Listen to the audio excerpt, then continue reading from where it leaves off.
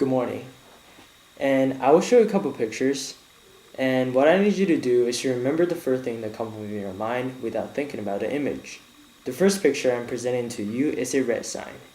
The word that you first come up with is probably caution or stop. It is because red is seen as a color of a warning, and we see it in our life regularly. Our mind memorizes the corresponding answer, and the next time we see red, we will know it's telling us to be cautious.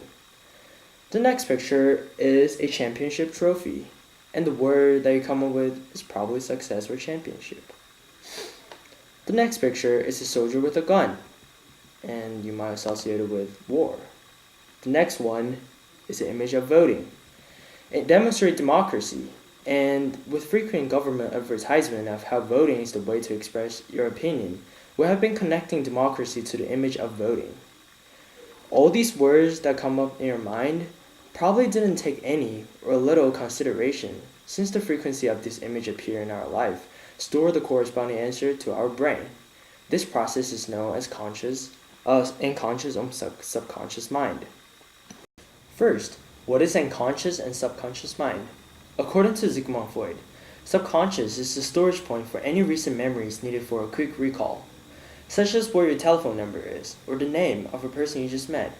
It also holds current information that you use every day, such as behavior patterns, habits, and feelings.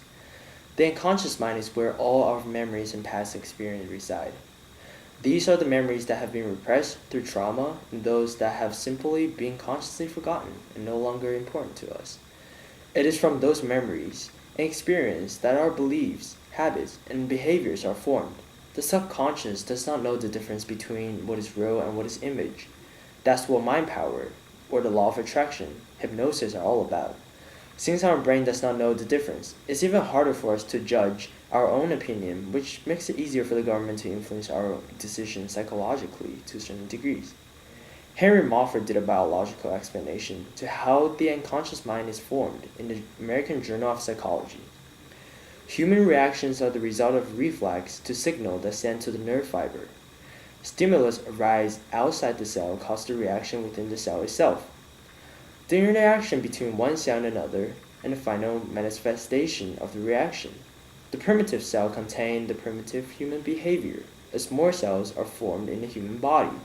Not all cells will contact with the environment, so some of them don't need external stimulus. It could originate the stimulus. The cerebral cell was developing consciousness.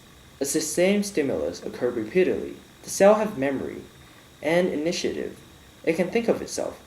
These cells have developed the power to think consciously. Now they're able to direct the behavior of the individual without aid of external stimuli. The individual cell initiative and memory is what form the unconscious. Hopper stated in the Social Unconscious in Clinical Work that the effect of social effect and forces are more likely to be unconscious than conscious.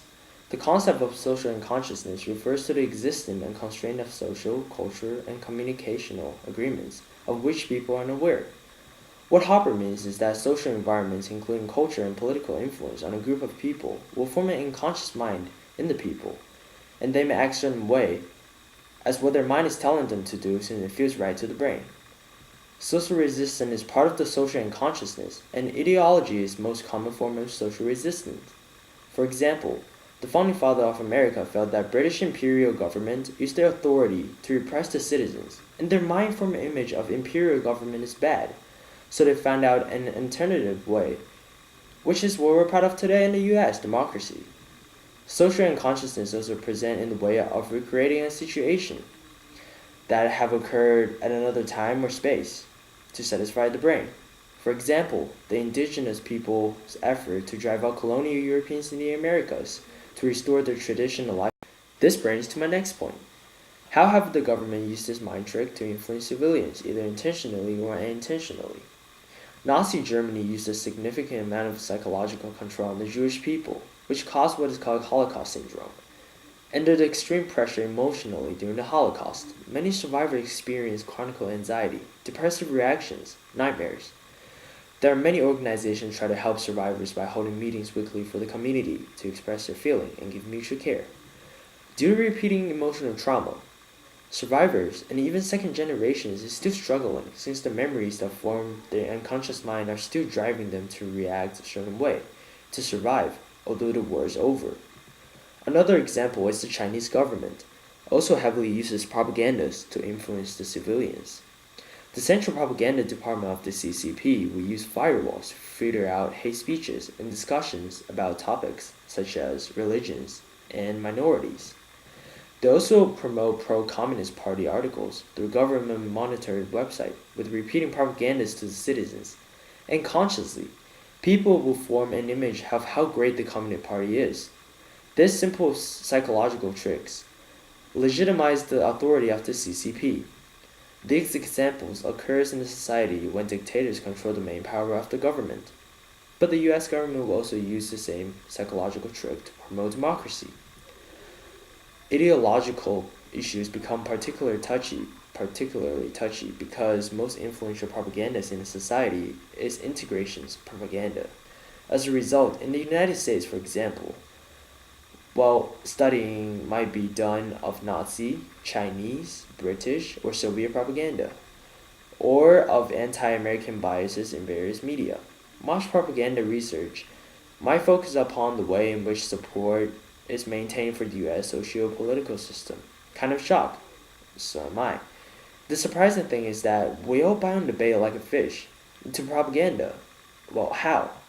Because propaganda can be concealed or open, emotional, or containing appeals to the reason, or a combination of emotional logical appeals.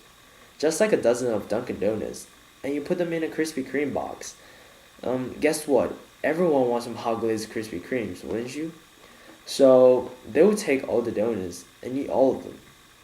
Another example is Operation Just Cause in Panama, just as part of the US psychological operation, where loudspeakers, radio, television broadcasts, wanted poster, as well as posters to turn in weapons for money, were all used in 1989 to 1990 in the arrest of Manuel Noriega.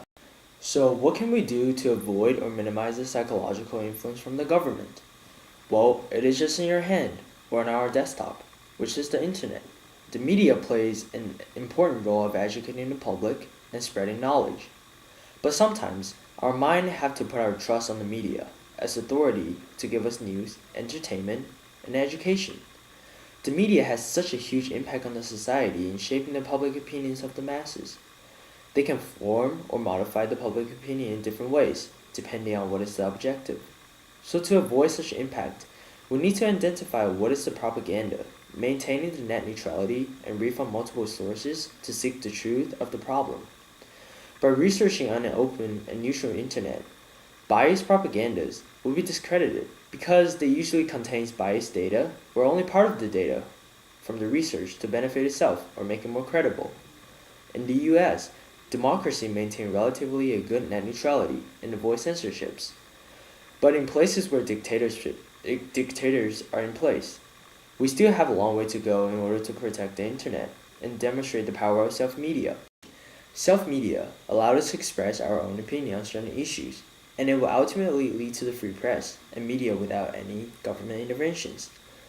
Although unconscious thoughts may help us to make right decisions in a number of instances, occasionally it is better to rely on conscious thought and really focus on the problem at hand. Thank you.